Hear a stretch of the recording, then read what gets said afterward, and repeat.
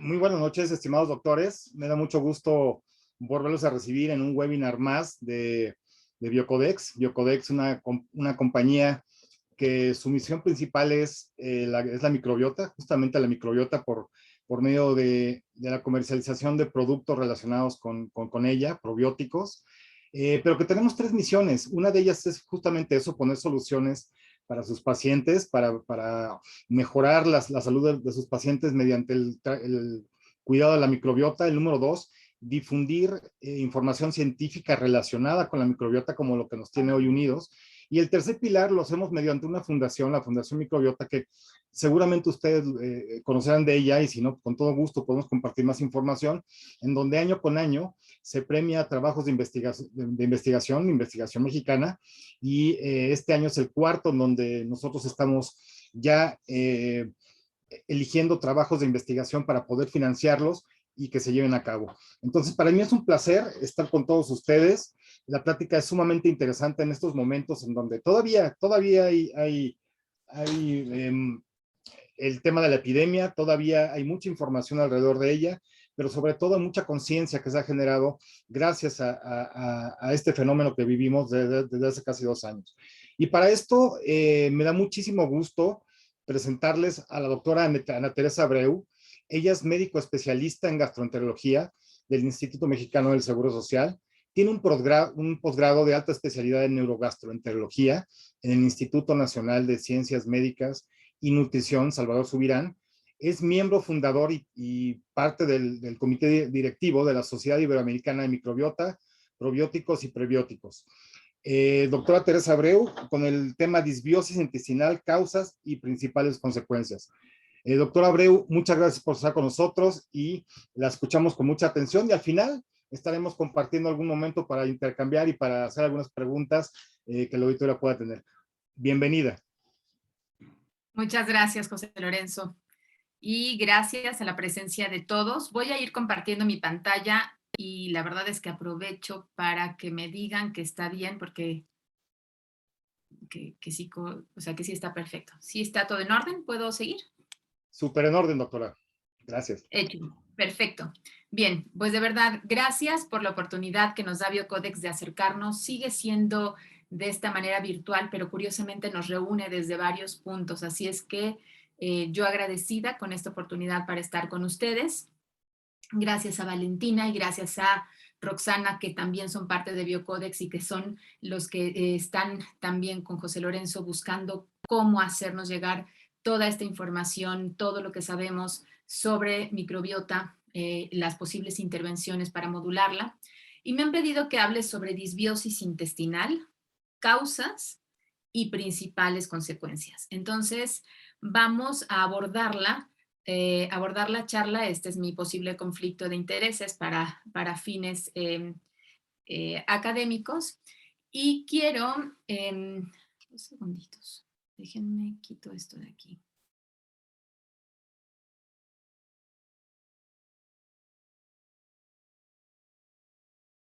Hoy, quitar.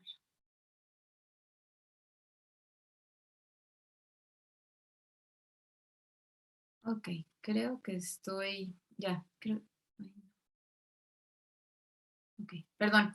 Lo que quería era quitar arriba que me estorbaba un poquito la información del escritorio.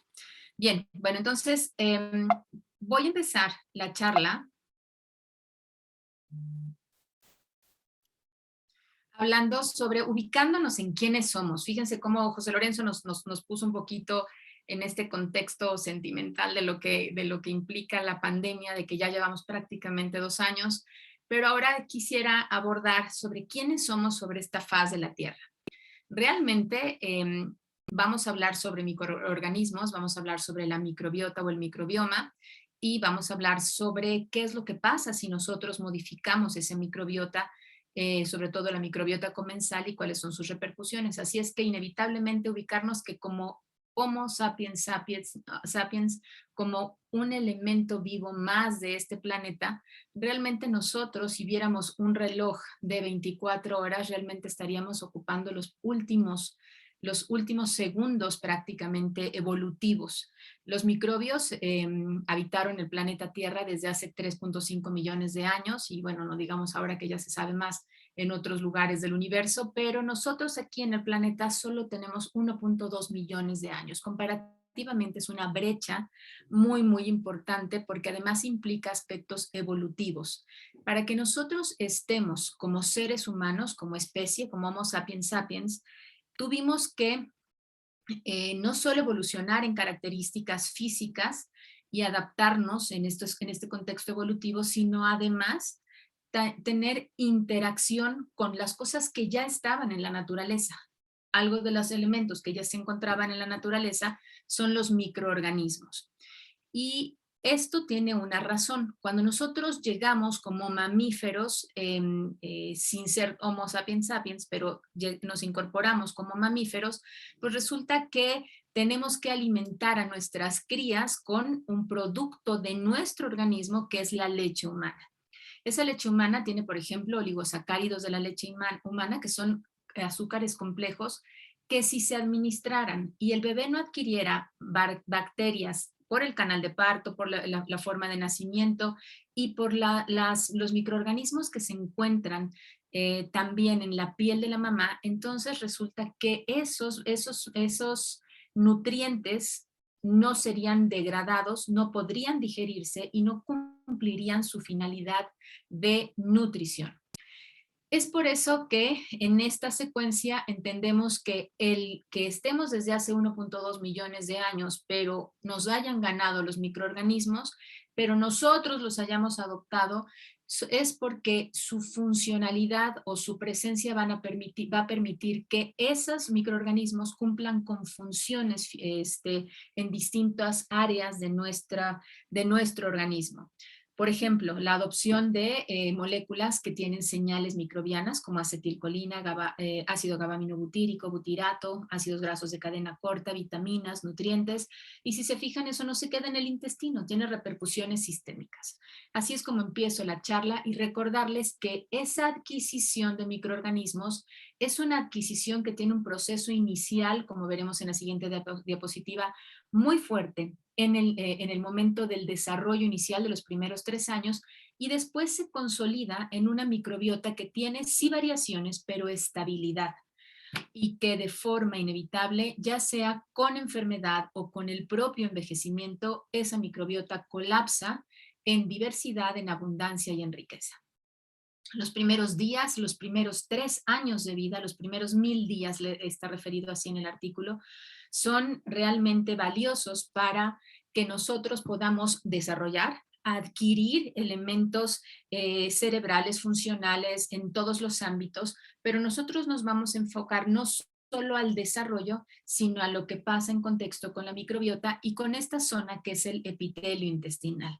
Por supuesto, mientras estamos en el útero, nosotros tenemos un intestino totalmente inmaduro que sí tiene las estructuras anatómicas y con potencial de funcionalidad, pero sin que esta suceda. Y es una vez que se nace la forma de parto, si el embarazo se logra a tiempo, si la mamá no usó antibióticos, en la edad gestacional, muchos de los factores que son muy importantes desde la concepción hasta el nacimiento, es ese momento en el que por primera vez esta estructura anatómica empieza a tener funcionalidad y hace reconocimientos de péptidos microbianos o de patrones moleculares microbianos y empieza a configurarse, a integrarse en todo el potencial que tiene como tal este borde epitelial.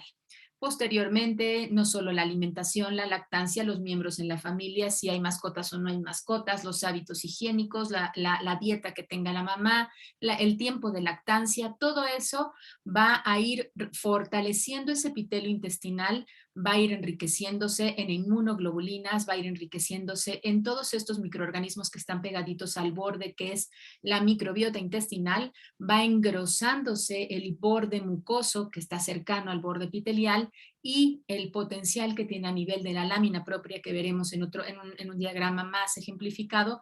Muchas de esas estructuras que ven ustedes ahí como circulitos tienen su gran potencial de acción. Y su gran potencial de acción lo podríamos dividir en la lámina propia en células inmunitarias y en células que tienen información básicamente neural, mientras que algunos de los elementos que se encuentran en la barrera pueden también tener un potencial neural y endocrino. Esto es una situación mixta.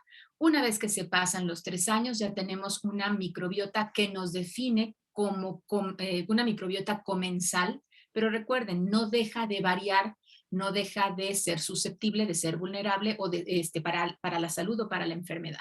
Esto es importante porque finalmente, conforme ya vamos en nuestra etapa madura, vamos enriqueciendo esta microbiota. Recuerden que voy a hablarles sobre microorganismos, pero el punto de partida es lo que sucede en esos microorganismos a nivel de las vellosidades intestinales. Si nosotros recordamos un corte histológico, podemos ver cómo está prácticamente, cómo tenemos una capa mucosa. Esa capa mucosa es una capa laxa hacia la luz intestinal, una capa más firme de mucosa cercana al borde epitelial, luego el borde epitelial donde existen incluso intercaladas algunas células globales, y la lámina propia donde se ve que ya hay una mayor cantidad de células. Aquí podemos ver, por ejemplo, algunos linfocitos, algunas células plasmáticas, algunos linfocitos que ya no están en la lámina propia, que son intraepiteliales y que tienen distintas funciones. Entonces, ese borde epitelial es prácticamente para nosotros una estructura que tiene en un adulto. No voy a referir datos pediátricos porque no lo sé, pero en adultos tiene una longitud de 9 metros hasta 11 metros, dependiendo de la altura de cada uno de los individuos, abarcando intestino delgado y intestino grueso. Pero esa estructura anatómica, recuerden, es una estructura neural, es una estructura inmunitaria y es una estructura endocrina que está en dinámico trabajo, en dinámica funcionalidad, no solo digiriendo y absorbiendo nutrientes, que es para lo que creíamos que servía el intestino, sino que esa microbiota está cambiante, está interactuando entre ella bacterias con virus, fagos con bacterias, bacterias con hongos, algunos protozoos, incluso arqueas o incluso ciertos parásitos, están trabajando desde distintos aspectos, a veces potencializando los beneficios de uno o los daños de la presencia de otros microorganismos. Pero además es un componente de estructura, es una barrera. Es un sistema inmunitario que tiene vías arteriales y vías venosas, tiene vía vascular, y por lo tanto mucho de lo que se recabe va a ser enviado a la barrera hematoencefálica. También es un sistema endocrino, no solo porque hay células enteroendocrinas, o células cromafines, por ejemplo, que producen serotonina, sino porque también muchos de los metabolitos de lo que comen esas bacterias en base a lo que nosotros dimos en la dieta van a transformarse en acetilcolina, en serotonina, en ácido gamma-aminobutírico, en acetilcolina, en dopamina, en todo lo que ustedes quieran desde un sistema endocrino, o incluso pueden enviar señales que den las órdenes de liberación hacia glándulas, por ejemplo, hacia las suprarrenales y la liberación de cortisol. Entonces, también ahí es donde se desconjugan muchos de los carbohidratos o todos los carbohidratos, porque ahí están las enzimas digestivas a nivel del borde epitelial.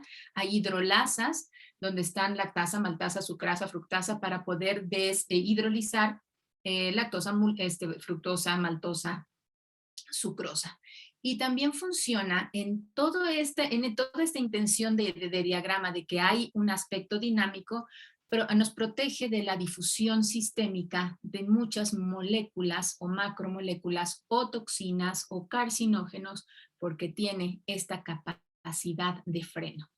Si la viéramos de una manera esquemática, a nivel de la luz intestinal está alojada millones de microorganismos, virus, arqueas, hongos, protozoos, bacterias. Hay interacción con inmunoglobulinas, tenemos una capa laxa de moco, una capa más densa, un borde epitelial en perfecta barrera, células globales, células madre que intercambian estos enterocitos, y en la lámina propia podemos ver macrófagos, dendritas, células plasmáticas, y muchas veces ahí también encontramos las señalizaciones o la presencia de señalizaciones de citocinas inflamatorias o de ciertos metabolitos como básicamente como ácidos grasos de cadena corta o como productos metabólicos. Este diagrama es un diagrama muy explícito de cómo es que funciona ese intestino, ese borde epitelial, qué aspectos involucra desde un aspecto de funcionalidad y nada más recordar que ese borde epitelial sí, efectivamente nos sirve para nutrirnos, favorece la digestión eficiente y la absorción de nutrientes, nos favorece tener un mantenimiento de equilibrio intestinal, se encarga de estimular el desarrollo de su mismo órgano como tal, del intestino, de mantenerlo en condiciones, de mantener esa barrera intestinal, de protegernos contra gérmenes patógenos, de favorecer el desarrollo y el funcionamiento del sistema inmune mucoso. Hago un apartado, recuerden que el intestino es el responsable del 80% de nuestra inmunidad. Ese borde epitelial se encarga de la modulación de las respuestas inmunitarias e inflamatorias y además es un órgano regulador de un sistema nervioso entérico y tiene influencia sobre el desarrollo neurológico. Ese borde epitelial trabaja con un microambiente, con estos microorganismos, debe tener un componente de barrera. Además, en el borde epitelial hay mastocitos, hay linfocitos T, linfocitos B, células dendríticas, macrófagos, que reciben información desde la luz intestinal por vía transcelular y paracelular hacia la conectividad y la funcionalidad que deben tener. Y recordar que también en ese borde epitelial no solo hay células globales, sino a lo mejor hay una célula enterocromafín que se va a encargar de producir triptofano. Esa estructura está en contacto con los microorganismos. La microbiota intestinal impacta en aspectos de funcionalidad no solo intestinal, sino extraintestinal. Está involucrada en la fisiopatogénesis de distintas enfermedades, vamos a verlo más adelante. Tiene que ver con equilibrio o disbiosis, que van a implicar variaciones que están relacionadas con su propio funcionamiento metabólico, de señalizaciones y de funcionalidad. Esa microbiota está modulada, estimulada o deteriorada en base a la dieta, a la edad, al empleo de muchos medicamentos, no solo antibióticos, a la genética, a las enfermedades, a la actividad física, al peso y al exposoma.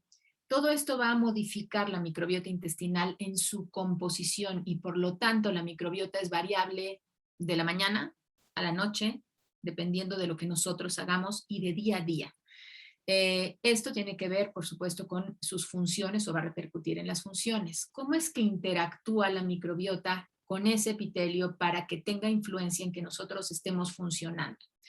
Alberga cerca de 100 genes bacterianos más que genes humanos, metaboliza 100 gramos de alimentos que no existiría otra forma de digerirlos, nos provee de energía mediante ácidos grasos de cadena corta, no solo para los enterocitos, sino para múltiples funciones, sintetiza aminoácidos esenciales, sintetiza vitamina K, vitamina B12, metaboliza moléculas esteroides, tanto ácidos biliares como hormonas sexuales en toda esa gama, nos protege, ya mencionamos, contra patógenos y construye nuestro sistema inmune, pero está involucrado en el metabolismo de energía, promueve la síntesis de serotonina, de muchos neurotransmisores y neuropéptidos y además produce componentes bioactivos. Y quiero que se fijen en la imagen, porque esta es una imagen introductoria hacia el escenario de disbiosis, aunque vamos a ver un poquito de conceptos, qué es lo que sucede con la presencia de una bacteria. Esta bacteria que vamos a ver es un Bacteroides fragilis. Ese Bacteroides fragilis, si está en un contexto donde todo está en orden, estamos con un Bacteroides que está en un individuo sano, donde desde un punto de vista inmunológico no va a ejercer daño. Sin embargo, si hubiese alguna disrupción de la microbiota, fíjense aquí cómo se perdió el color, se agrandó el color rosa y se perdió el color azul turquesa, nada más se quedaron estos tres grupos, por decirlo así, estos tres grupos de microorganismos. Entonces, esto se conoce como un fenómeno de disbiosis y esto va a expresar enfermedad. Este mismo Bacteroides fragilis dependiendo de la cepa, pues resulta que ante este contexto de ecosistema o de vecindad con los otros microorganismos, puede tener una actividad de enfermedad, de afectación inmunorregulatoria. En cambio, cuando a lo mejor se agregan algunos microorganismos, en este caso el color amarillo canario, entonces resulta que también hay una sobreexpresión de ciertos grupos bacterianos, también estamos hablando de un escenario de disbiosis, y en cuanto a enfermedad relacionada con ese mismo Bacteroides fragilis, resulta que este va a producir una toxina que es agresora y que ocasiona enfermedad inflamatoria. Eso es el contexto o la importancia de la presencia o ausencia o abundancia de microorganismos. Esto es un corte de un segmento de intestino, un corte a su izquierda sano y un corte a la derecha enfermo. Un corte a la izquierda, o esta parte a la izquierda, nos sirve para ubicar que debe haber un componente de barrera, vecindad estrecha entre enterocitos, que por aquí van a pasar iones, va a pasar agua, que los microorganismos van a estar en contacto con inmunoglobulinas, que van a haber cercanía con las hidrolasas o las enzimas que están cercanas al borde epitelial, que hay una capa de moco gruesa, una laxa, una densa, y que todo lo que está en la lámina propia sean células globales, monocitos, mastocitos, neuronas, eosinófilos, células dendríticas o macrófagos, van a estar actuando en un orden, en un equilibrio.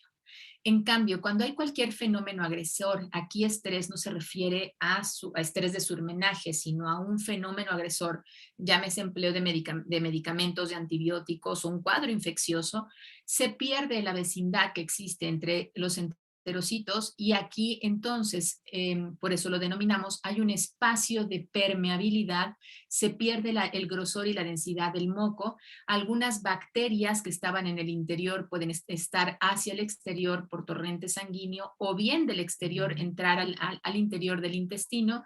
Va a haber una mayor cantidad de estructuras de microorganismos, a lo mejor se van a expresar más inmunoglobulinas, pero cambia la difusión de iones, de agua, se pierden las uniones estrechas, hay contacto con citocinas proinflamatorias y entonces se activan a lo mejor vías inflamatorias, a lo mejor a nivel de interleucinas o a nivel de carbacol o a nivel de acetilcolina y de betanecol, o bien aquí, por ejemplo, hay una pérdida absoluta de estructura entérica, y entonces se activan vías inflamatorias y tóxicas que van a tener que ver con las células dendríticas. Entonces recordar que hay aspectos importantes como la producción de moco, o que exista un adecuado transporte celular, y que cuando se pierde estamos ante un escenario de anormalidad, que la permeabilidad intestinal implica tener estructuras bacterianas, tener microorganismos, tener eosinófilos, monocitos, mastocitos expresados,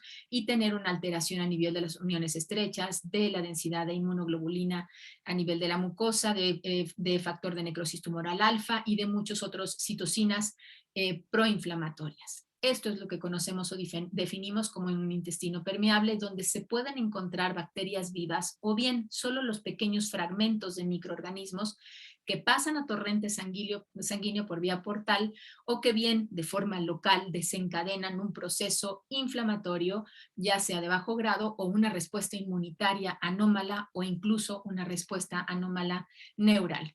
Esta imagen de microscopía de muy alta definición me gusta presentarla porque realmente esta es una barrera epitelial sana. Vemos cómo están esas vellosidades intestinales, cómo hay moco.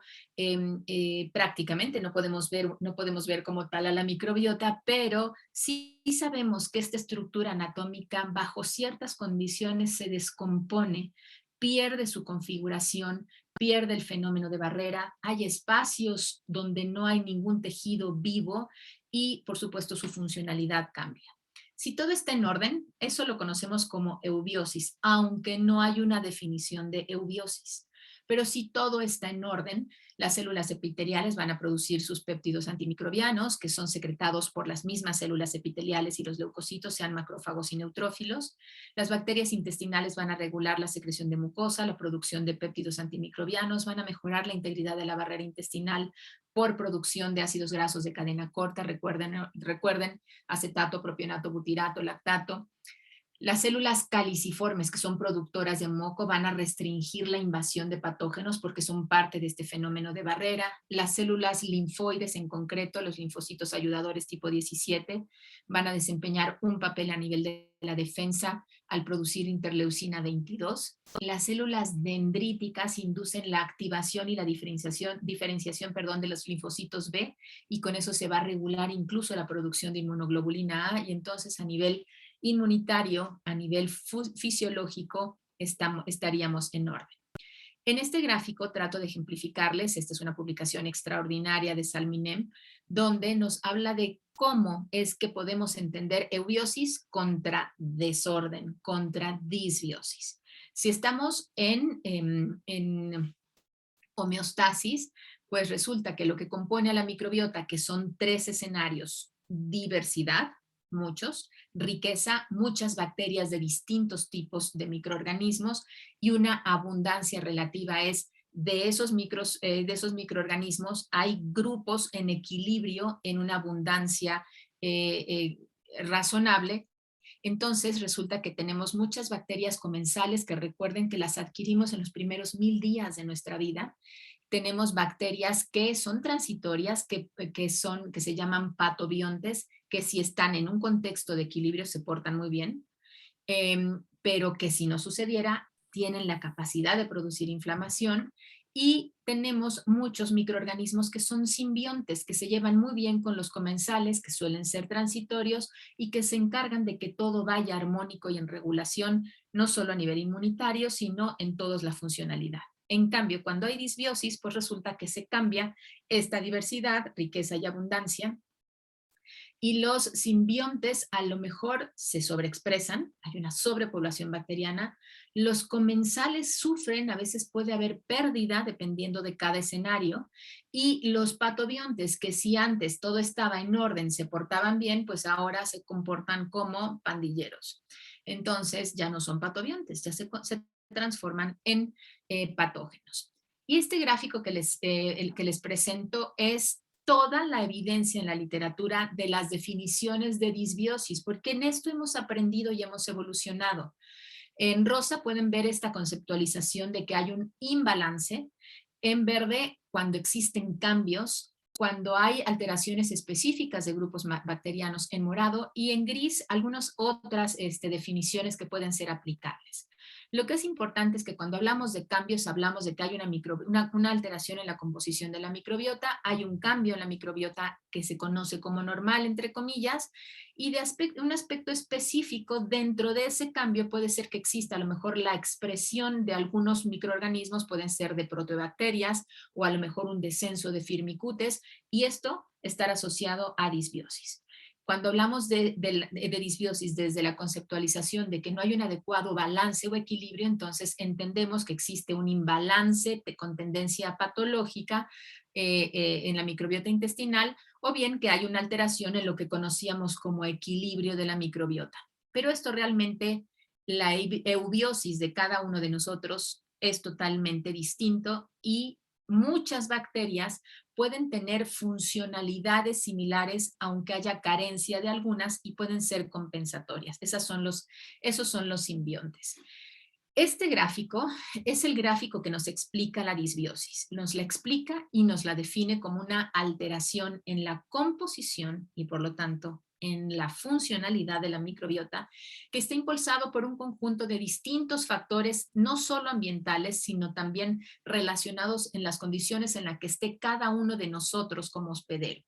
Lo que sí sabemos es que hay una pérdida de la diversidad, es que se expanden los patobiontes y que hay una pérdida de los comensales. Hay opciones terapéuticas que incluyen la modulación de la microbiota para poder restituir o restablecer ese fenómeno disbiótico. Eso puede ser con antibióticos intraluminales, con cepas probióticas específicas, con ciertos prebióticos o con intervenciones dietarias, e incluso con trasplante. Ahora se llama traslado de materia o de microbiota fecal. La producción de metabolitos microbianos es un factor clave en los procesos de resiliencia, de readaptación, y de que si a lo mejor hay un pequeño desequilibrio, se pueda todo reordenar. La salud de cada uno de nosotros está relacionado con que eso pueda inducir también que exista un equilibrio homeostático a nivel de la microbiota intestinal. Si nosotros, ese exposoma, agrede a una microbiota y esa microbiota se ve agredida, a lo mejor por un cuadro de diarrea, con esto del exposoma me refiero si hay obesidad, si hay diabetes, si hay enfermedad de Crohn, si hay una colitis ulcerosa, si hay autismo, si hay vaginosis bacteriana, si hay psoriasis, entonces seguro, además, se va a perpetuar ese estado de desequilibrio que llamamos disbiosis. Las alteraciones no se van a limitar a la localización de la enfermedad. Recuerden que el intestino es un órgano endocrino, neural, vascularizado e inmunitario. Y queda aún por definir, dilucidar si las diferencias que existen en la microbiota de distintos escenarios de enfermedad son realmente una expresión, un síntoma de que hay esa enfermedad o puede tener un efecto más causal. Cambiar el estado de disbiosis, restaurarlo, eso se llama rebiosis, va a favorecer que nosotros adquiramos o soportemos una microbiota que tienda más a un estado de funcionalidad en la salud y puede ser el enfoque potencial para muchas enfermedades, como veremos más adelante. ¿Cuáles son los escenarios de disbiosis? Una barrera sana. Si llega algún fenómeno agresor, se restaura el enterocito, no se liberan tantas citocinas proinflamatorias, pero si hay un fenómeno agresor con toxinas que destruye a lo mejor el borde epitelial, que se pierdan los enterocitos, hay incluso presencia de bacterias o de muchos microorganismos o de partículas más bien de microorganismos que van a irse al torrente sanguíneo junto con macrófagos, junto con linfocitos, junto con neutrófilos, junto con citocinas proinflamatorias, y por eso podemos entender que exista ese cuadro donde prevalezca todo el orden o hayan distintos escenarios de magnitud de expresión de enfermedad.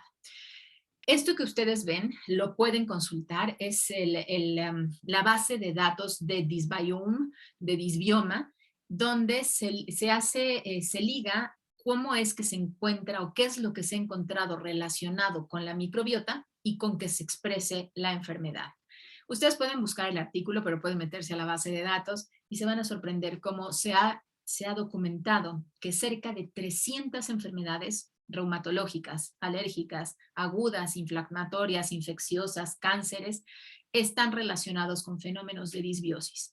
Y un aspecto importante que no he mencionado, y eso no lo tengo en una diapositiva, es qué tanto se perpetúa esa disbiosis. No es lo mismo una disbiosis aguda con una restauración rápida que una cronicidad de disbiosis y exposición a todos estos fenómenos inflamatorios.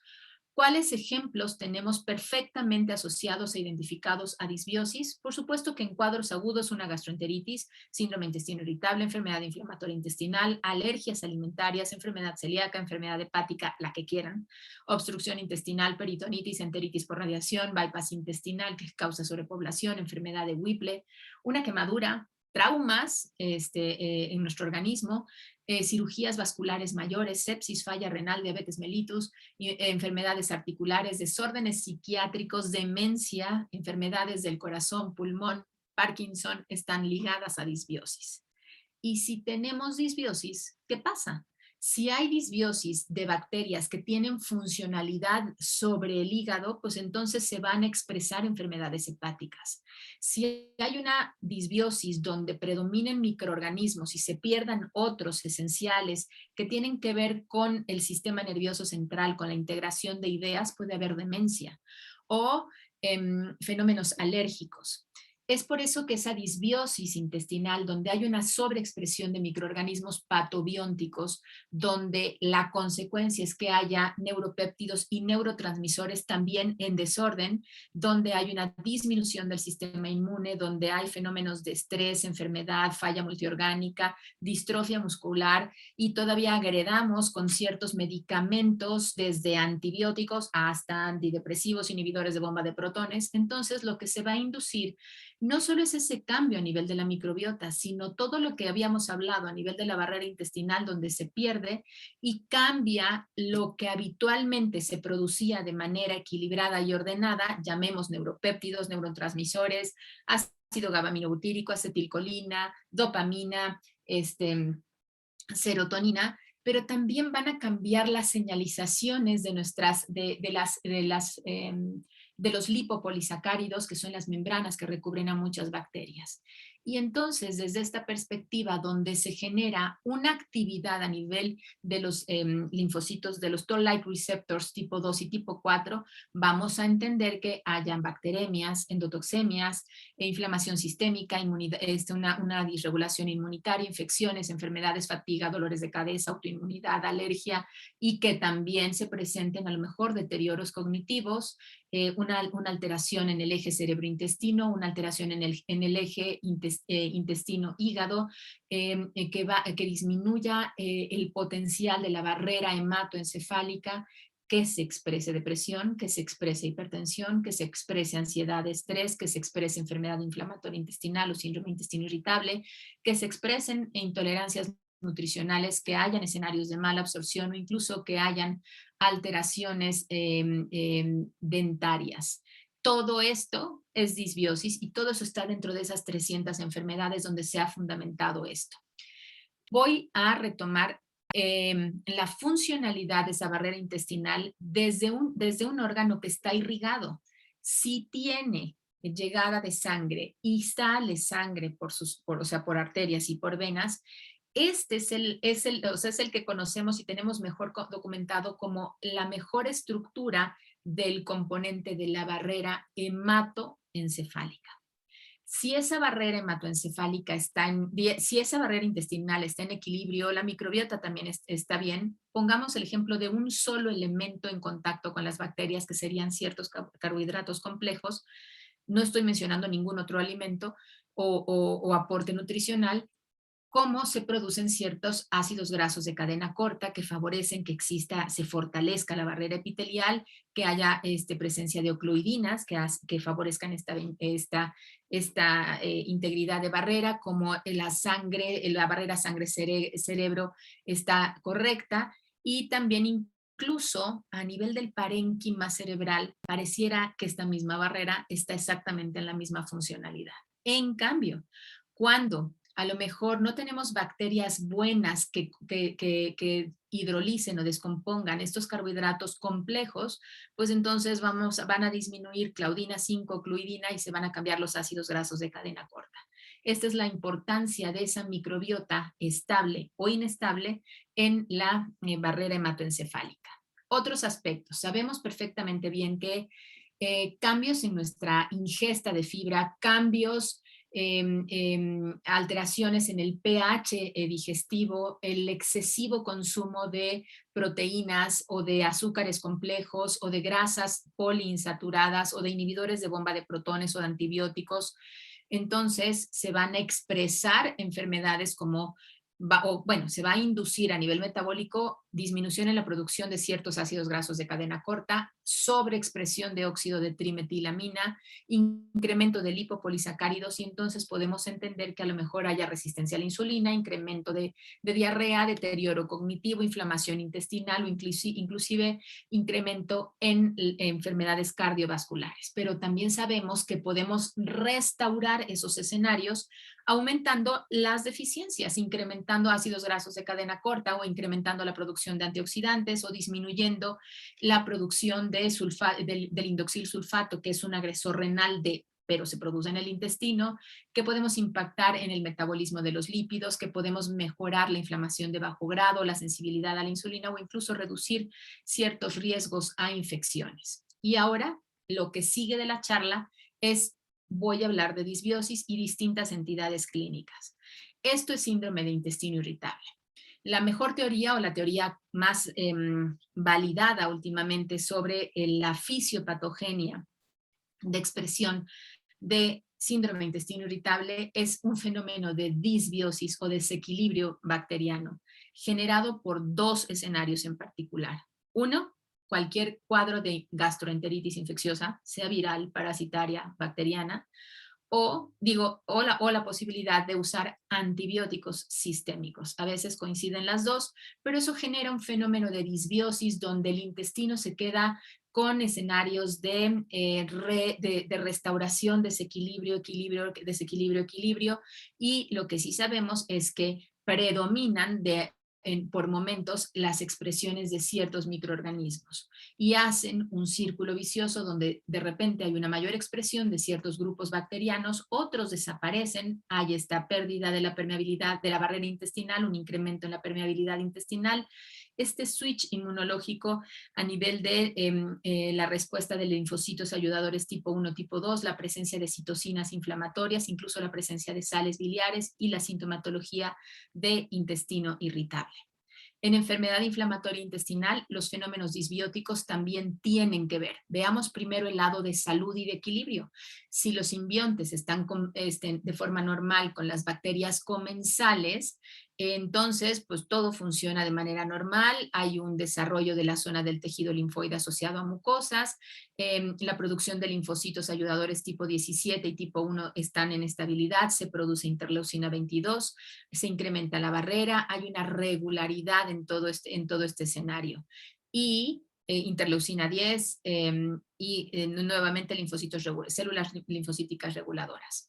Pero si por factores genéticos, carga genética que la enfermedad inflamatoria intestinal la tiene, si son portadores de mutaciones genéticas y los factores ambientales como dieta, estrés, infecciones, uso de antibióticos, entonces pues favorecen que haya un escenario de disbiosis donde ya no hay equilibrio y esas contribuciones generan expresiones de citocinas proinflamatorias, una inflamación crónica y entonces hay expresión de la enfermedad. El apartado que sigue es prácticamente lo que hace los mayores disruptores del equilibrio intestinal. Y estos son los antibióticos sistémicos o de amplio espectro. Esto es un intestino, es una representación gráfica de cómo se impacta en una comunidad bacteriana colónica tras la administración de antibióticos, donde de estar colonizados por cocos azules, cocos amarillos, algunos bacilos verdes, algunas espiroquetas azules, otras espiroquetas rositas, y están en interacción a nivel de la luz y de las vellosidades intestinales de forma normal con los comensales, sucede un fenómeno de infección porque a lo mejor estas espiroquetas rosas son gérmenes, son patobiontes o son algún germen francamente patógeno productor de toxinas, se emplea un antibiótico y entonces fíjense cómo no habían tantos bacilos morados y de repente hay una sobreexpresión porque este antibiótico se llevó no solo a bacterias malas, sino también se lleva a bacterias comensales que adquirimos en fases tempranas de vida. Y al término del antibiótico, la idea que nos quiere dejar el gráfico es que de alguna u otra manera hay un periodo de sobrepoblación o de sobreexpresión de estos microorganismos que están interaccionando con otros y que tal vez en algún momento en el tiempo pueda haber una nueva presencia de ciertos grupos bacterianos. Esta es la teoría de por qué un antibiótico no nos mata o no nos transforma o no nos lleva a otra enfermedad, aunque vamos a ver ahorita escenarios clínicos. Pero esta teoría y eso que aprendimos en la carrera, pues sí tiene fundamento. Los antibióticos nos ayudan a prevenir, a tratar infecciones bacterianas. Pero ¿qué pasa cuando nosotros estamos administrando antibióticos de amplio espectro con la microbiota intestinal? Y me encanta este trabajo, aquí lo tienen ustedes. Esto es, ¿qué es lo que sucede con la microbiota cuando por exposición de antibióticos, se cambia a una microbiota nueva y incluso se expresa un orden bacteriano nuevo? Me encanta este trabajo. Es un trabajo que a lo mejor pudiera parecer difícil de entender, pero de lo que nos habla es qué es lo que sucede en días, del día 0 al día 1362, con las poblaciones bacterianas, que son lo que ustedes están viendo en color. Dijimos que la microbiota es cambiante de día a día, de mañana a tarde y a noche, dependiendo de lo que hagamos. Ustedes pueden ver como en verde hay muchas bacterias que no están clasificadas, en un gris hay otras especies, en un fuchsia hay a lo mejor Propionibacterium freuderenchi, en naranja como hay Bacteroides satori, hay muchas bacterias, ellas están trabajando para nosotros. Pero fíjense cómo en este trabajo demuestran que se usa un antibiótico, ceftriaxona, el día más o menos después del día 60. ¿Y qué sucede? Pues de manera inmediata hay una disrupción de la microbiota intestinal, desaparecen 9 especies de forma permanente, adiós, no existieron. Después, este verde intenta aparecer, pero no en la misma proporción en la que estaba, se sobreexpresa este color beige, y eso sucede con muchas otras bacterias y hay una expresión, algún grupo de bacterias que están tratando de expresarse, perdón, en la escala de abajo es el porcentaje, a lo mejor en una mayor proporción, porcentaje. A esto le llamaríamos sobrepoblación bacteriana. Y a esto también, porque desaparición de la microbiota, pero a esto también, porque si antes existía en una proporción cercana al 40, pues ahora resulta que se fue hasta el 100% en el color beige. Desaparecieron 9 especies de forma permanente. Después se sigue la evolución de esa microbiota, vamos en el día 630, se va evaluando cómo sigue constituida la microbiota, y por ahí de el día 773, o sea, 5 años, se le vuelve a dar un segundo antibiótico, cefuroxima. Las dos son 2 ceftriaxonas.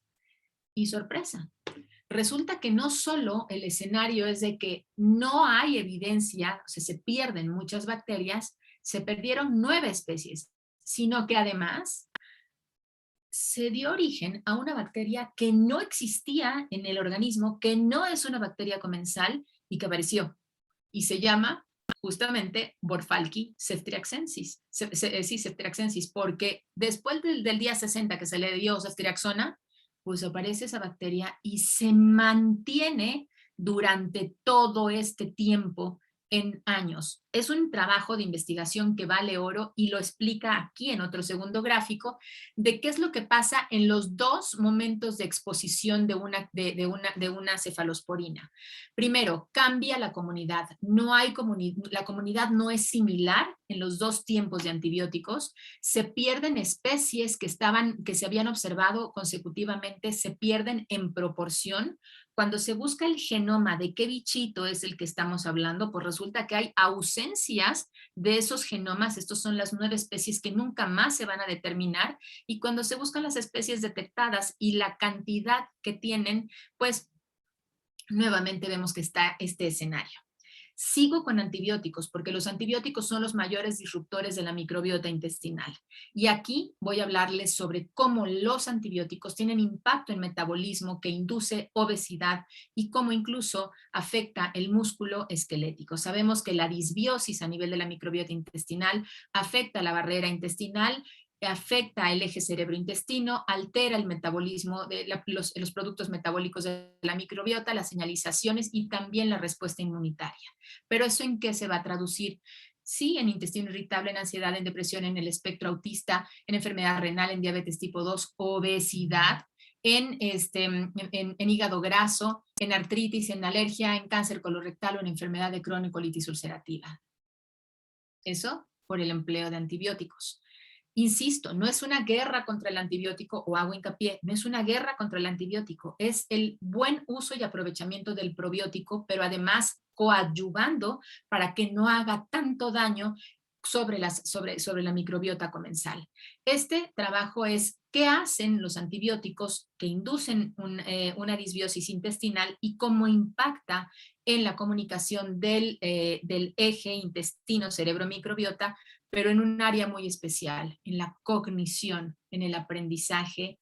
Y vean cómo, este es un estudio del 2016, ya viejito, pero cómo la exposición, el seguimiento de ampicilina y vancomicina, qué es lo que pasa a nivel plasmático y a nivel cerebral, y cómo cambia a los ácidos grasos de cadena corta que tienen siempre repercusiones a nivel de nuestro sistema nervioso central, acetato, butirato, propionato. Vean ustedes cómo el empleo de antibiótico va a modificar a las bacterias que producían ciertos ácidos grasos de cadena corta, pero también otros metabolitos, trimetilamina, adenina, uracilo, y cómo esto va a tener repercusión a nivel de la corteza media prefrontal, a nivel de la amígdala cerebral, a nivel del hipotálamo y a nivel del hipocampo. Estos son datos, si bien son de ciencia básica, los podemos traspolar a nuestro entender clínico y entender cómo los cambios suceden después de un antibiótico en expresión de serotonina, de neuropéptido Y, de factor neurotrófico, cómo va a tener una consecuencia de acción antimicrobiana disminuyendo bacterias colónicas, la concentración cerebral y plasmática, solo por haberse expuesto a ampicilina y vancomicina. Y hoy yo en mi consulta vi a 2 pacientes que los dentistas le recetaron por 7 días amoxicilina y clavulanato. En 2 momentos distintos, no se conocían, pero venían con ese antecedente de exposición antimicrobiana sin ningún refuerzo a nivel de la microbiota intestinal. Este es otro artículo muy interesante después de usar antibióticos de amplio espectro, no intraluminales, cómo está asociado a que exista o que se exprese la enfermedad de Parkinson, o como el hecho de usar antibióticos en fases tempranas de vida, cómo cambios a nivel de higiene y nutricionales van a favorecer que exista una disbiosis intestinal, modificando la diversidad bacteriana y con ello los metabolitos que producen, y haciendo este cambio de inflamación y tolerancia que favorece la expresión de enfermedades alérgicas. Otro escenario asociado a antibióticos, como el empleo de medicamentos supresores de ácidos más el antibiótico durante la infancia está asociado a enfermedades alérgicas. Este es un estudio donde se ubica a nivel epidemiológico niños, niñas, si nacieron por parto, si nacieron con prematuridad, el empleo de antibióticos, el empleo de inhibidores de bomba de protones y de receptores de histamina. Estos son los datos epidemiológicos y vean ustedes cómo resulta que los niños acaban desarrollando enfermedades alérgicas después de inhibidores de bomba de protones, antagonistas de receptores de histamina o el empleo de antibióticos. Y empiezan a hacer desarrollos de alergias contra la leche de vaca, contra los aguacates, contra los huevos, contra pescado, contra muchos alimentos. Pero ¿cuántos llegan a ser anafilaxia? O enfermedades crónicas, asma, dermatitis atópicas, rinitis alérgicas, conjuntivitis alérgica urticaria, otros fenómenos alérgicos, dermatitis de contacto o incluso alergias a medicamentos. Los antibióticos están perfectamente relacionados y por eso el no abuso, y no estoy hablando de resistencias antimicrobianas, el no abuso si no está indicado un antibiótico, porque van a tener repercusiones de aterosclerosis, de púrpura trombocitopénica, de resistencia a la insulina, de expresión de diabetes, de infección por Clostridium difficile, que eso todavía ni siquiera lo toqué, síndrome de intestino irritable, enfermedad inflamatoria intestinal, obesidad, hígado graso, esclerosis múltiple o síndrome de fatiga crónica. Porque lo que nosotros comemos y cómo aportemos probióticos, prebióticos, fibra, cómo reforcemos esa microbiota intestinal, va a repercutir en que las señalizaciones a nivel del nervio vago, a nivel de torrente sanguíneo en la barrera hematoencefálica, nos permita tener una vía inmunitaria correcta y actúe sobre la motivación, el humor, la actividad motora, depresión, autismo o incluso favorezca que se exprese esquizofrenia. O cómo ese equilibrio favorece que por vías endocrinas a nivel de células enteroendocrinas se produzca péptido YY o péptido similar a glucagón y tengamos regulación incluso en nuestro aporte dietario, en el peso, en aprendizaje y memoria, en depresión y ansiedad, en estrés, en este eje, también hipófisis adrenal, y cómo las vías vagales van a percibir acetato, propionato, butirato, insulina, leptina, grelina, y entonces vamos a tener una ingesta alimentaria, aprendizaje y memoria, peso, complexión, como otras vías humorales, dependiendo de cómo estimulemos esa microbiota intestinal, pueden mantener esta barrera hematoencefálica. Este es una unidad de la barrera hematoencefálica donde están conservados el paso de las moléculas de los nutrientes. Esto es un astrocito, un pie de astrocito que está perfectamente integrado a este capilar vascular, y entonces cómo puede haber equilibrio en la producción de factores neurotróficos o cómo puede expresarse ansiedad, depresión, estrés, memoria, alteraciones del aprendizaje, neurogénesis e incluso neuroprotección. Todo esto es porque nosotros somos lo que realmente le damos, aportamos o favorecemos para que nuestra microbiota funcione. Si rompemos la calidad del aporte, los beneficios con antibióticos, medicamentos, a tipo de alimentos, todo esto va a favorecer que haya un escenario en contra y negativo contra la microbiota intestinal. Esto de lo que les he hablado es disbiosis y sus repercusiones, qué lo causa y cuáles son las repercusiones. Y me quedo prácticamente para terminar con esta imagen, donde si bien cualquier germen patógeno se enfrenta a mecanismos de defensa, ya sea el ácido gástrico, las sales biliares, el moco, defensinas, inmunoglobulinas, inmunocitos o incluso mi propia microbiota, cómo podríamos quedarnos en un estado de salud. Pero si hay un desequilibrio, ese patógeno rebasa todos estos escenarios que son también producto de trabajo y presencia microbiana buena, entonces vamos a entender que exista un proceso de inflamación y que tengamos agonistas de taquininas, perdón, expresión de ciertos receptores de serotonina o que algunas intervenciones con mesalazina o con antihistamínicos o como el cromoglicano, perdón, puede ayudar en escenarios de inflamación de bajo grado o incluso de fenómenos alérgicos, o bien la glutamina, cómo puede ayudar en la absorción. Y seguimos hablando de cómo desde la microbiota podemos reordenar esto. La última imagen, la intervención de cómo evitar que exista una disrupción de la microbiota intestinal hasta ahorita es con probióticos cepa específicos, prebióticos, postbióticos, psicobióticos, todos los bióticos, y también con antibióticos no absorbibles, de preferencia no absorbibles, o bien antibióticos sistémicos con soporte de probióticos antibióticos resistentes para restaurar o no perjudicar a la microbiota comensal. Mis mensajes para llevar la microbiota representa un importante aspecto en la salud humana sobre la que estamos entendiendo cómo funciona, cuál es su relación con el sistema inmune, cómo se relaciona con el comportamiento con otros gérmenes patógenos, cómo logran vencer escenarios de disbiosis, pero también estamos aprendiendo y hemos estado a lo largo de estos últimos 10 años interviniendo o teniendo más conocimientos sobre cómo podemos modularla a favor.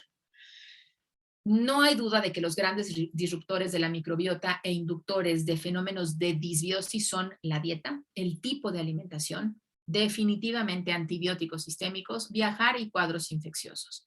La terapia antibiótica es importante porque no solo afecta patógenos, se lleva gérmenes a microorganismos comensales, virus, bacterias, hongos, arqueas que debían y que se adquirieron en esos primeros 1000 días de vida. Los antibióticos se encargan de reducir la diversidad de bacterias a corto plazo y ya vieron en el trabajo de cómo pueden aparecer una bacteria que no sabemos ni qué es ni quién es y que ahí está ahora secundaria al empleo de ceftriaxona.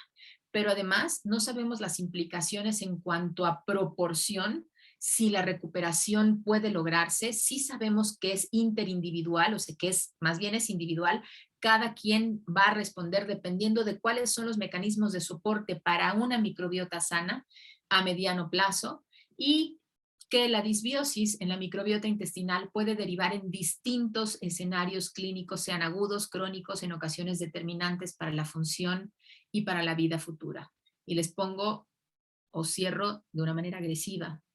Piensen que si algunos de esos factores determinantes en la función es pérdida de las funciones cognitivas, pues resulta que a lo mejor estamos sentenciando a la predisposición de demencia, por ejemplo, en fases tempranas de vida. prácticamente con esto termino mi charla recordándoles que esos microorganismos modulan no solo las respuestas a nivel cerebrales, sino a nivel endocrino, a nivel metabólico, a nivel inmunitario, y que estamos, como empecé la charla, en interacción con esos microorganismos, llámense bacterias, virus, hongos, arqueas y ciertos protozoos. Muchísimas gracias por su atención. Dejo de compartir y ahora no sé cómo salir, ¿cómo dejo de compartir? Es que quité la barra de arriba. ¿Me pueden ayudar?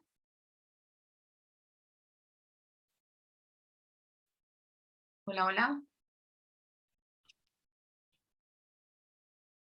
Muy bien, doctora, en lo que nuestros técnicos nos ayudan para quitarme, me parece que en la parte de abajo puede haber un botoncito que diga Stop Sharing o algo así.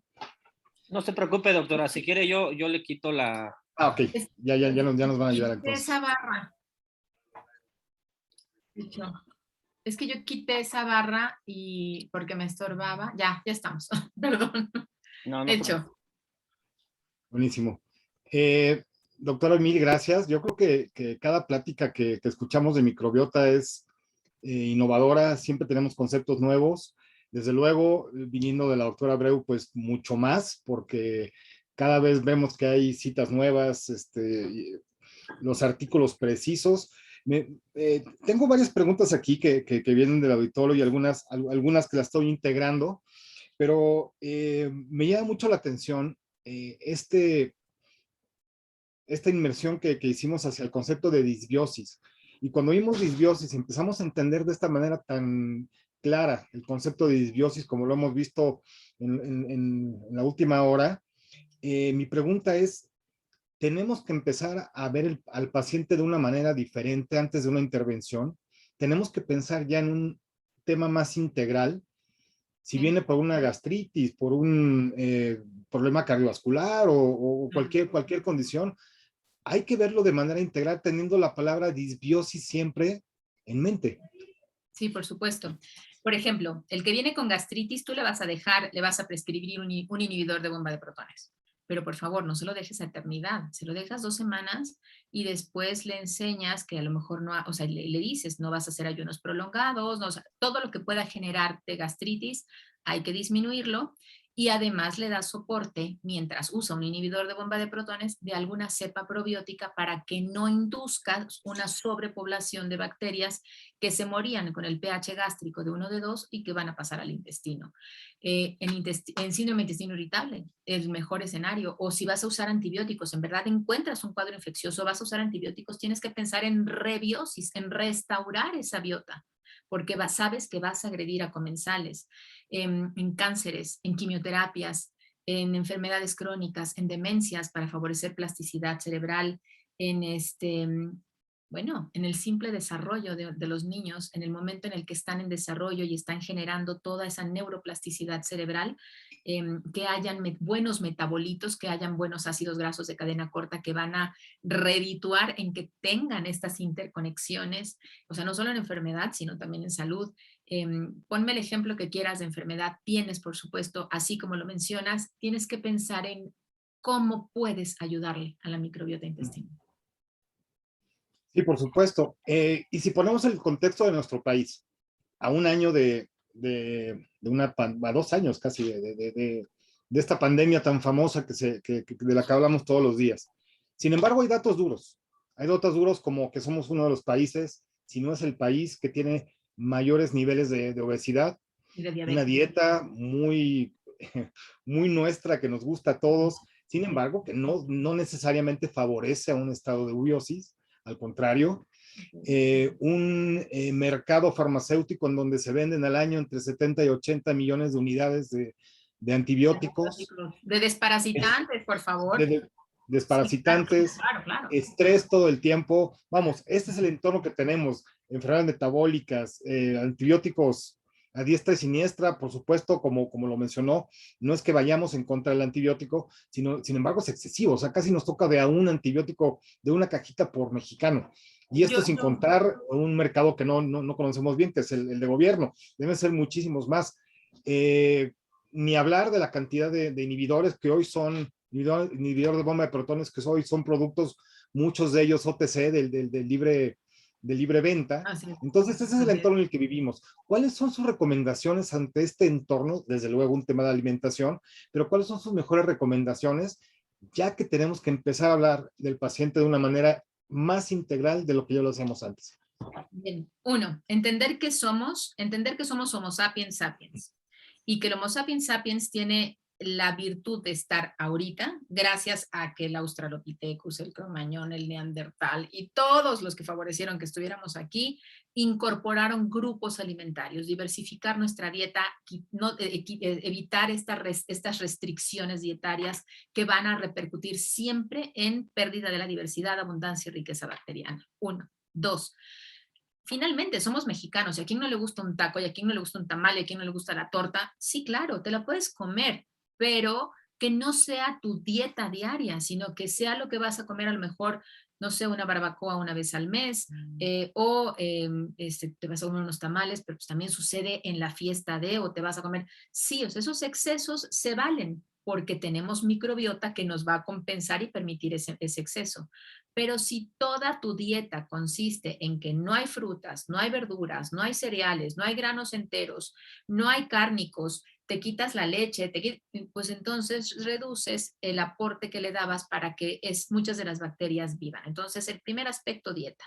Segundos, estados de salud sin caer en obsesiones. Hacer ejercicio que no tiene que ser los 7 días a la semana. Se dice que hay estudios donde se ha demostrado que si tú tienes 3 días de actividad física, de ejercitarte, vas a tener una mejor microbiota.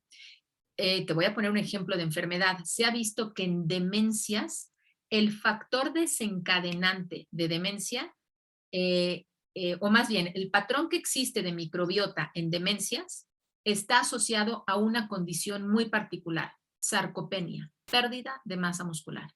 Y ubica cuántos jóvenes, cuánta gente madura tiene sarcopenia y vas a entender por qué acá no funciona bien.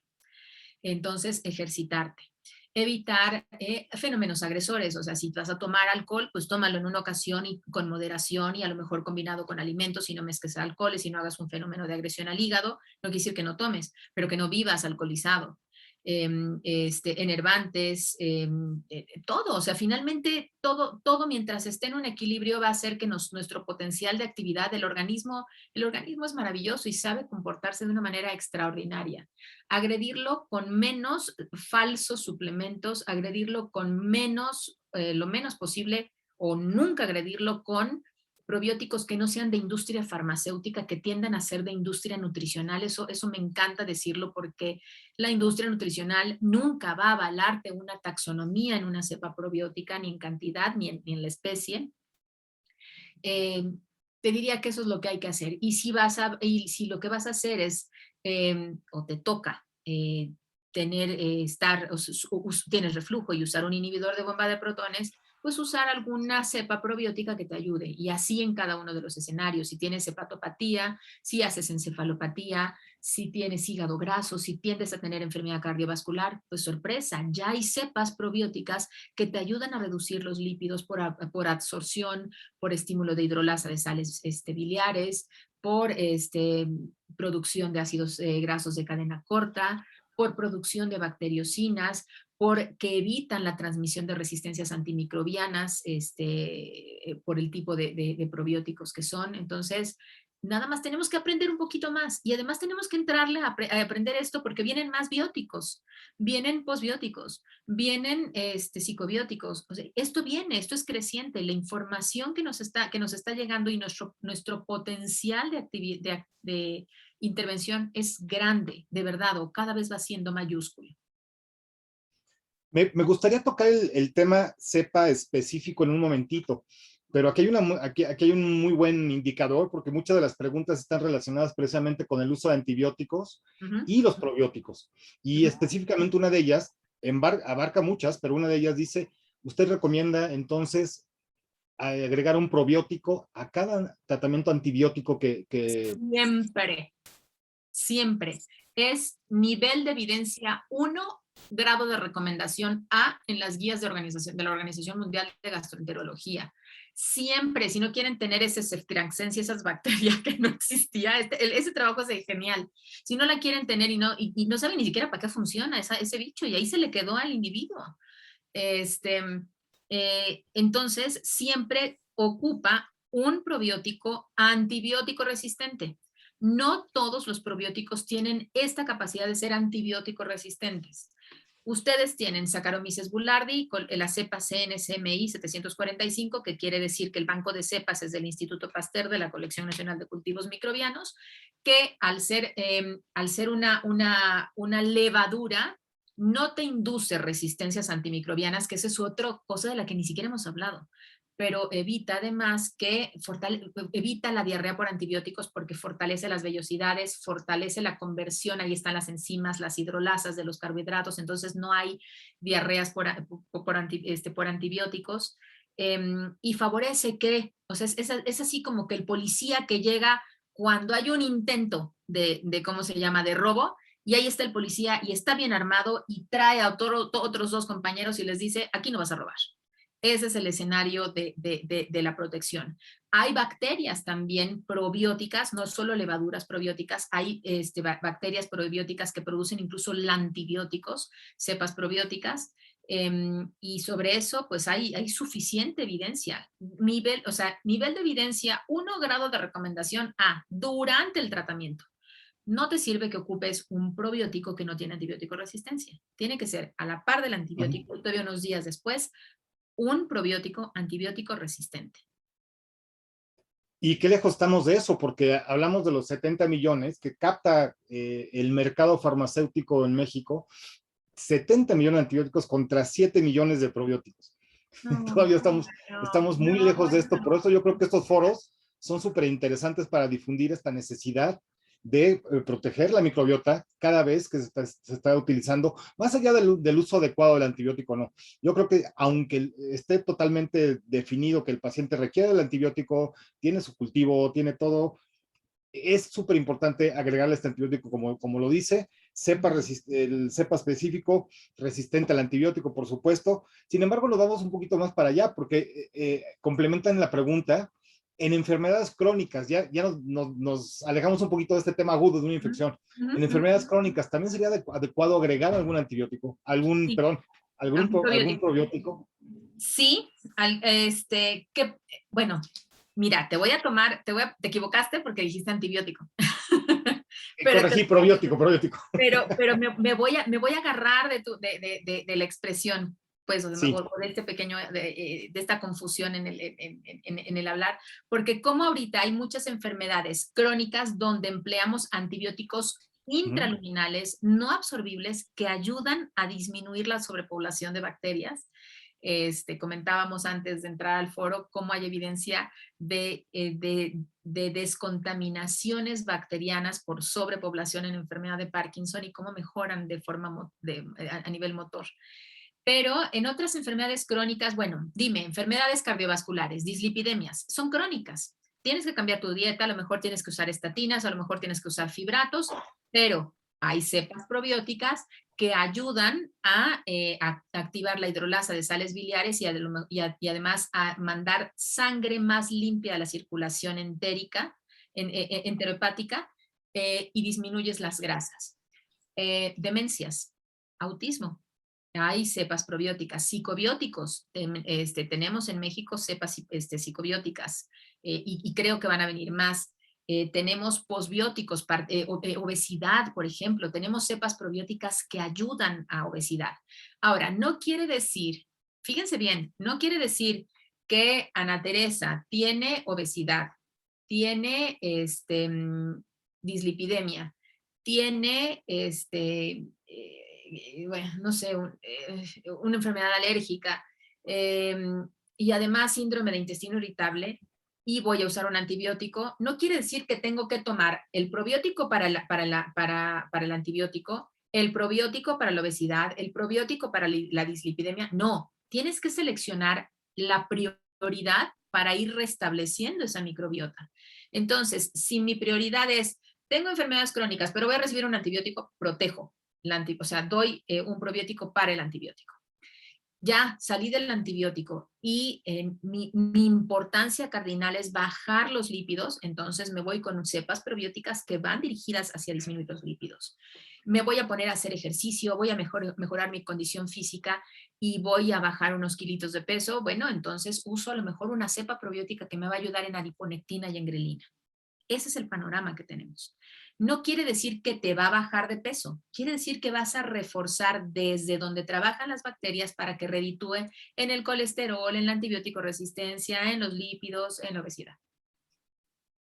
Como te mencionaba, hay mucho interés en el foro acerca de los antibióticos y concretamente preguntan, ¿hay antibióticos que son más agresivos que otros con la microbiota? Claro. Dos escenarios son asociados a daño por antibióticos. Uno, antibióticos de amplio espectro son más agresivos. Se llevan a más bacterias comensales. Dos, el tiempo que se den los antibióticos.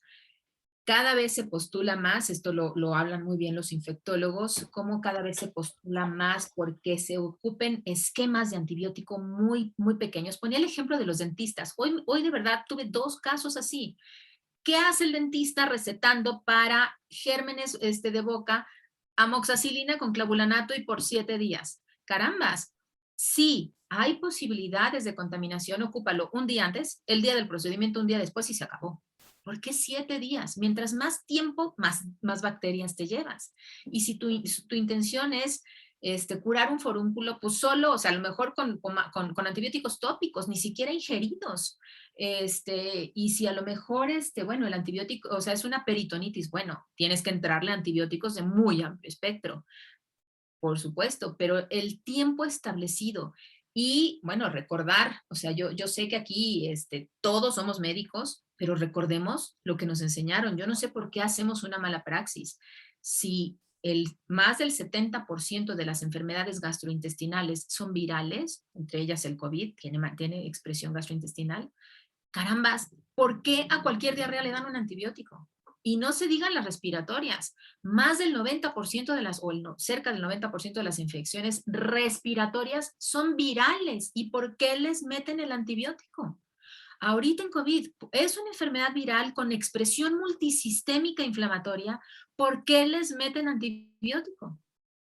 O sea, digo, o sea, critico al dentista, pero también me critico en nuestro gremio. ¿Qué es lo que nos está pasando? Que se nos hace fácil aflojar la pluma para prescribir un antibiótico. Cuando al revés nos toma un poquito de minutos de decirle al paciente, no requiere antibiótico, señor, no requiere antibiótico, señora, no requiere desparasitarse, señor, hasta que no se documente una parasitosis. ¿Por qué? Porque lo que estoy cambiando es el ecosistema intestinal. Por supuesto, por eso el concepto es tan poderoso, la disbiosis inducida por medicamentos, especialmente el antibiótico, que por cierto nos pregunta el doctor Vázquez, que si puede repetir el nombre de la bacteria que prolifera con la administración de ceftriaxona, y si No, podemos mandarle la cita, el artículo, le mandamos la cita al artículo, doctor A Vázquez, ver, pero sí déjame. es súper interesante. Es buenísima, no sé, es una, no sé qué cosa, Ceftriaxensis. Me encanta lo del Ceftriaxensis, es género, especie, pero déjame comparto pantalla, si te parece, y ¿dónde ¿Qué es lo estoy? que va contando? Porque seguramente ya tendremos una Buenísimo, antigensis o este algún... artículo es una monada. ¿Qué tengo que compartir? Perdón. Podemos compartir la cita después, doctor Roxy y nuestros amigos de AP Consulting. Le podemos Ahorita te mandar, digo, ahorita, en el registro está su correo electrónico para mandarle la cita y por supuesto ahorita te las les digo. compartimos.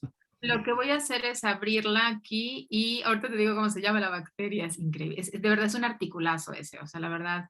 Se llama Borfalki ceftriaxensis. El artículo es antibióticos que inducen la monodominancia de de un nuevo orden de bacterias. De hecho, la catalogan en un orden. Y la referencia, y perdónenme, la tenía en blanco y ahorita le estoy poniendo color, es GOT 2019, volumen 68. Las páginas son de la 1781 a la 1790 Y el autor o autora, la verdad es que no sé, es Hildebrand, con H, Hildebrand. Listo. Pero buenazo, ese es un Perfecto, súper doctora. azul. Mandaremos. Sí. Está interesante también el concepto del nuevo orden también asociado a la microbiota. Qué interesante se está poniendo. Borfalquis ceftriaxensis, no, bueno, o sea, tú dices, ¿y este qué me va a hacer? Pues sí, claro. Ahora, por otro lado, preguntan del trimetoprim y el sulfametoxazol, que también sabemos que históricamente es de los primeros antibióticos asociados con disbiosis, incluso con proliferación de Clostridium difficile, pero también con un nivel de resistencia ya muy alto. Preguntan específicamente del trimetoprim, sulfametoxazol, que sigue siendo ampliamente utilizado. Te digo otro, o sea, por supuesto, ese es un antibiótico, tiene amplio espectro y se va a llevar, o sea, te va a inducir resistencias antimicrobianas, te puede inducir Clostridium difficile y te va a inducir fenómenos disbióticos. Pero te digo otro, Treda, bueno, neomicina. Neomicina. Ambas, o sea, tienen terramicina. O sea, hay gente que va y compra cosas de terramicina y es antibiótico, y la neomicina, el Treda, tiene caulimpetina y neomicina. Y volvemos a lo mismo, son de venta libre. Es un hueco que tenemos todavía por ahí. Sí. Afortunadamente los antibióticos están regulados, y no imagínense. Uy, no decimos. Pero muchos de los demás fármacos que hoy están al alcance del consumidor, del paciente, pues no lo están, como el caso que mencionó. Ya para cerrar, doctora, esta interesantísima charla, porque podríamos aquí pasarnos, yo creo que hasta el viernes, hablando de disbiosis. Yo por mí encantada, de verdad. Pero bueno, mañana hay consulta seguramente los doctores. El tema de la especificidad de cepa, doctora, esto es súper importante, porque así como le menciono que la Auditoría Farmacéutica Mexicana detecta 70 millones de antibióticos que se venden al año, también 5 años a la fecha se han detectado, bueno, más bien se han lanzado cerca de 55 marcas diferentes de probióticos. La mayor parte de ellas no, son...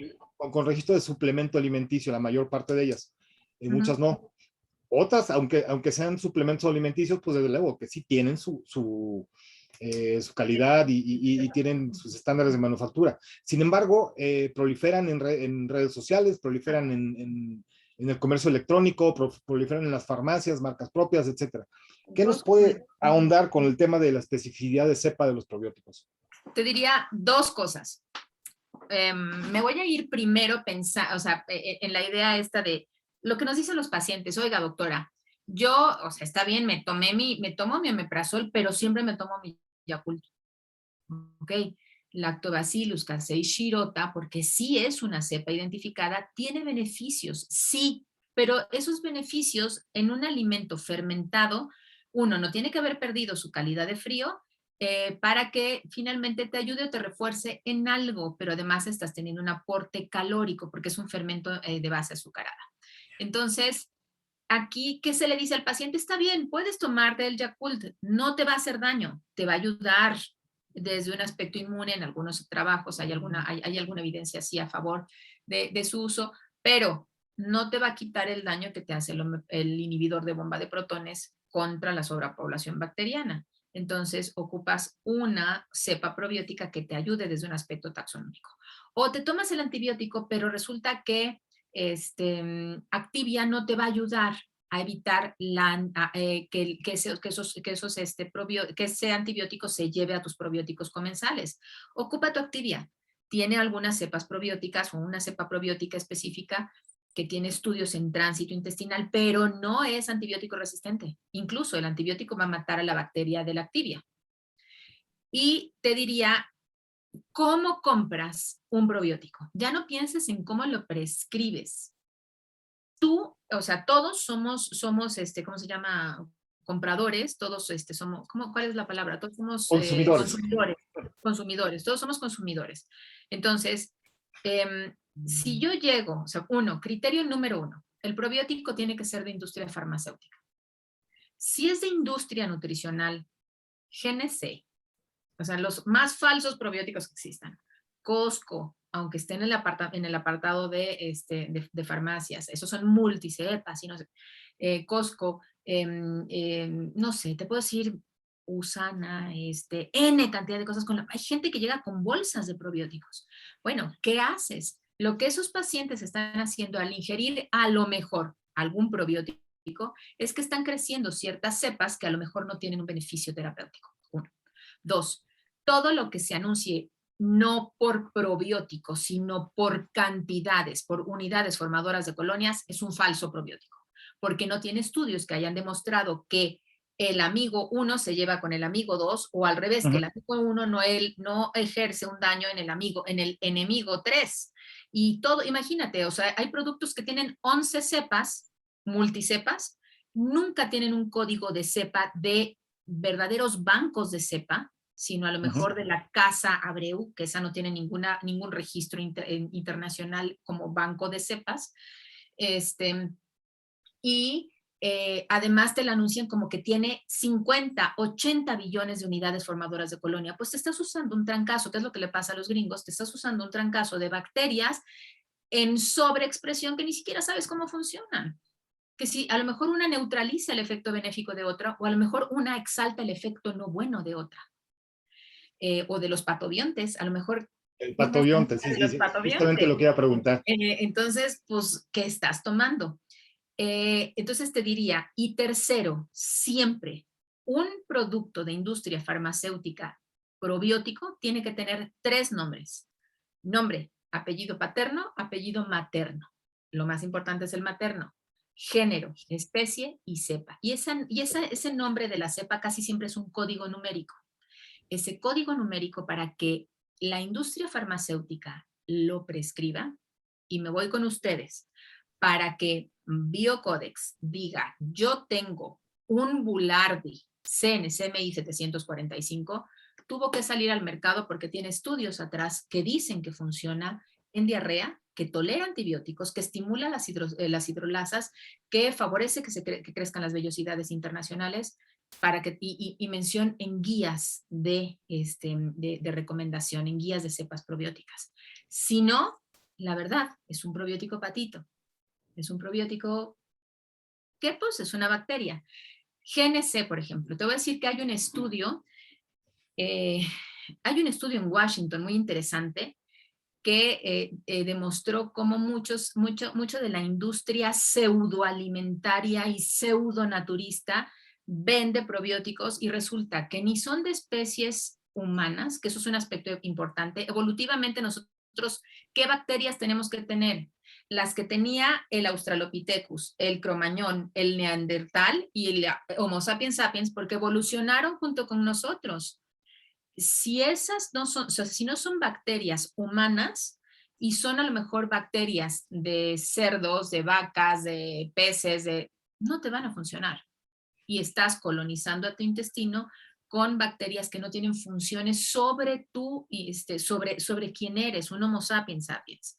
Entonces, alguna vez en GNC, por ejemplo, se corrieron también las cepas probióticas y sorpresa, ni tenían la cantidad que decían, ni eran las cepas que se anunciaban, bueno, las especies, porque no ponen cepa, las especies que decían tener, y sorpresa, una de esas era, ¿cómo se llama?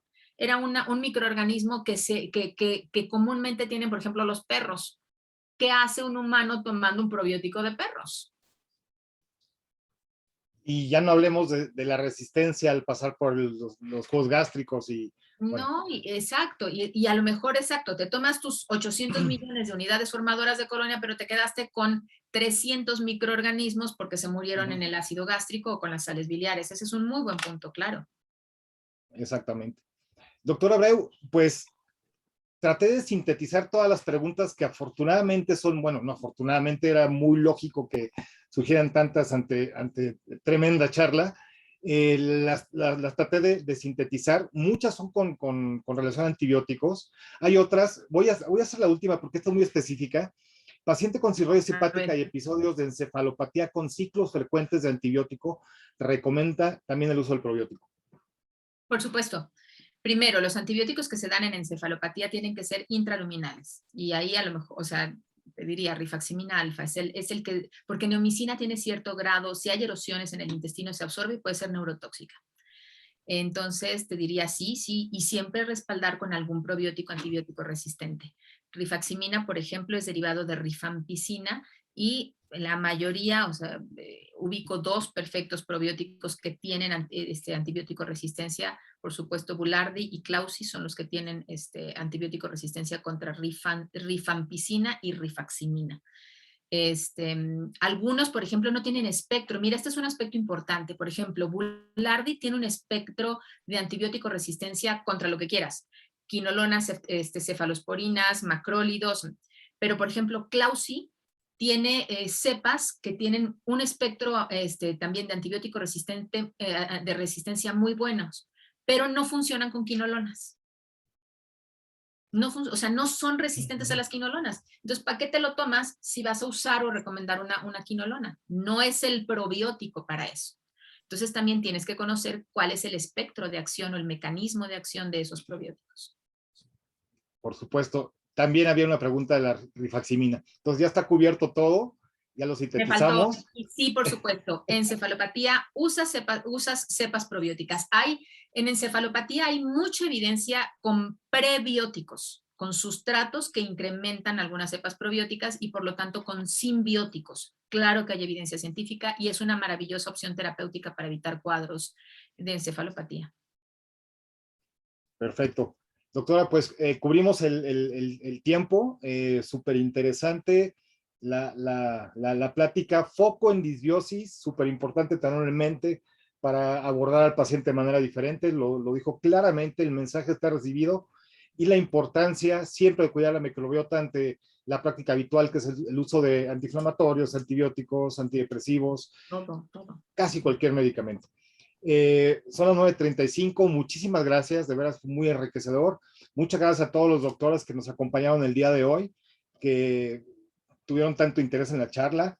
Mil gracias y bueno, pues vamos a seguir con este ciclo de pláticas porque en Biocodex pues sí somos muy apasionados de la microbiota. Mil gracias y que tengan muy buenas noches todos. Un abrazo. Perdón, hay un tema de votación, perdón, se me estaba olvidando. Sí. Hay un cuestionario para que ustedes voten, no sé, Roxana o EP Consulting, si nos quieren dar las indicaciones finales, mientras yo me despido también. Doctor Abreu, mil gracias, le mando un saludo. Un hasta el abrazo sur de la grande, ciudad. cuídense, por favor, cuídense y gracias por darme la oportunidad de acercarme a mis compañeros médicos virtualmente. Un honor, doctora. Gracias. Muy buenas noches. Quedamos con las indicaciones de la encuesta. Gracias. Gracias, buenas noches. Buenas noches a todos. Al finalizar, les va a aparecer una encuesta de salida. Nos gustaría mucho que pudieran apoyarnos para resolverla. Muchísimas gracias a todos. Hasta luego.